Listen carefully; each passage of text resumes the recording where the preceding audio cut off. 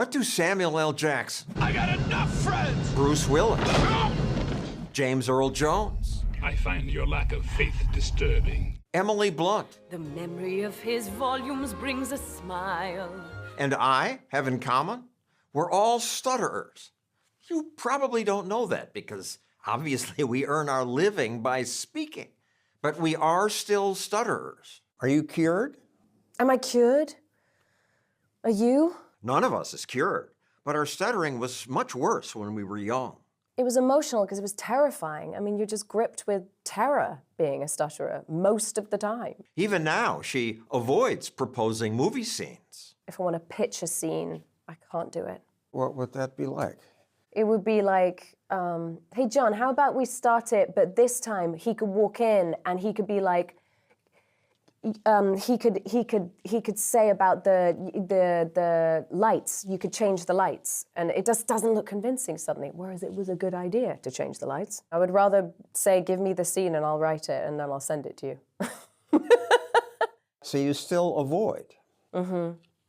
Certain things, yeah. Like if I'm calling someone and they go, "What's your name?" It's tough. I can feel myself talking myself into it. Like as the phone's ringing, I'm like. And so you avoid saying your name? Sometimes, yeah, on the phone. And yet you're this hugely successful actress. Tell how it began. As a kid, you just shut up. I didn't want to be in any of the school plays. I did not want to read out my poem in class. I had a teacher when I was 10, and I needed to go to the bathroom, and I needed to just say, I need to go to the bathroom. And I couldn't say it, and she goes, oh, spit it out. And it just makes it so much worse. It's to be ashamed of. Yeah, you did not talk about it.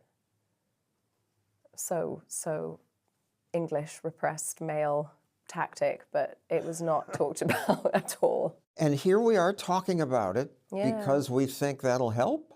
Well, I think we have to destigmatize this thing. I mean, it's just, nobody talks about it. Even in her family, where her grandfather, uncle, and cousin stuttered too. Stuttering often runs in families, and like deafness, autism, and colorblindness, it's more common among boys. You're unusual because it's mostly men. Yes, I didn't realize that 1 in 4 stutterers are girls. We men have a lot of problems you women don't have. You are literally the last person on earth I want to see slap out of you. I really could. Blunt rarely stutters when she acts, Come find me when you wake up. because playing a character often allows stutterers to be fluent. Oh, I'm sorry. Did I break your concentration? That's why we rarely hear these movie stars stutter. Come out to the coast, we'll get together, have a few laughs. When I was on stage, my stutter disappeared. Likewise, in school, Blunt discovered she didn't stutter when doing impressions. Even though you were afraid to speak, you were doing funny voices? I think with my friends, you know, I could mess around in the playground and do silly voices. When she was 12, a theater teacher noticed that. So he'd watched me, I guess, and he said, I think you should do the class play. Why don't you just do it in a silly voice, you know? So I did a really stupid Northern English accent, and it did allow for great fluency. Did this make you feel, oh my God, I can speak? Yeah. Was it different? Yeah, it was emotional. I wouldn't say, even though it would make a great soundbite, that it became the moment where I decided I want to be an actress. It's not true. But I have to be grateful to it because it did free up my speech in a huge way. It was the beginning of it. You can do other voices as an actor, as a news person. I'm supposed to be a normal person talking, so you could just try couldn't do Texan that. accent next time. Just see if people would find that strange. Yeah, it would be strange. So. What finally diminished my stuttering, as I reported it on 2020, was this place, the Communications Research Institute. they retaught us stutterers how to make each sound. To do that, they slowed us down to 2 seconds per syllable.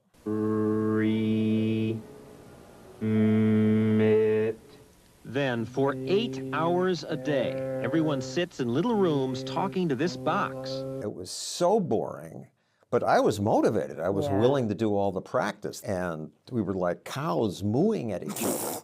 But actually, as you were doing it, to me as a stutterer, it made me feel really relaxed.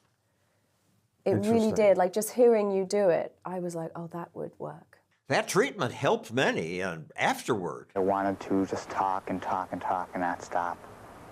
because when you can say what you want, it's the greatest feeling in the world. For me, this was a cure, and I was like a cork had been taken out of a bottle. Suddenly I can talk to people, including 2020's anchors. I stuttered pretty badly. I would talk like this a lot of the time. That stutter became real once I started. If you stuttered badly, why did you go into television? I didn't intend to go on the air. I came into television as a researcher, and when I first went on the air, I had lots of trouble and was about to quit, and that's when I found that clinic in Virginia that helped me. This clinic has since closed, and now I understand that their treatment didn't work for everyone. I got letters saying, no, this didn't work for me.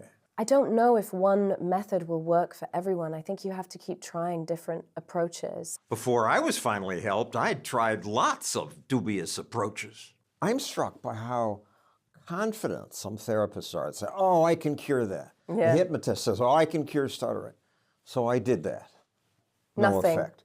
Transcendental meditation. I still do it. But not for nap. stuttering. No, I never did it for stuttering, but I just do it so I can have a nap. What else did you do? Acupuncture. Okay. Biofeedback. Scream therapy. Scream therapy into like a pillow. They all work briefly because they're a distraction. Ladies and gentlemen of the... This lawyer and my cousin Vinny demonstrates some. On January... He slaps the table and rubs his eye.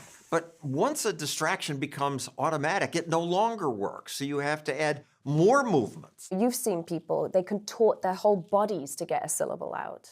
One time it worked to go like this. Just to hit something as you're trying to say. But then the next time that didn't work. And so they... Yeah, no, you see a lot of the tics in the head. I used to like turn my head away like that to try and get a word out, just to force it out. A better approach is to do what the former CEO of General Electric did. Tell me about your episode. How could you run this big company with this stutter, I asked him. What did he say? And he said, I just didn't give a shit. Wow. But I always did, and I still do. It's embarrassing. For sure, I understand. I would love not to give a shit. I think it would be great. That seems to be what Elon Musk does.